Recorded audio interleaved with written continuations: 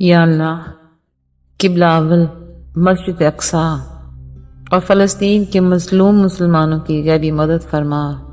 आमीन। ये तो कोई नहीं बता सकता कि सब क्यों चुप हैं, पर फ़लस्तीन के हक में दुआ तो कर सकते हैं।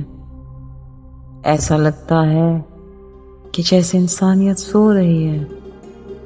फ़लस्तीन की मज़लूम अवाम जुल्म की चक्की में पिस रही है और कुछ नहीं, पर दुआ तो कर सकते हैं। सब्र और इस्तकामत के मफ़हूम वाली ये आयत अगर कोई समझ पाए तो हजारों दरसों से भारी है। और हम तुम्हें कुछ खौफ और भूख और मालों और जानों और फलों के नुकसान से जरूर आजमाएंगे और सब्र करने वालों को खुशखबरी दें।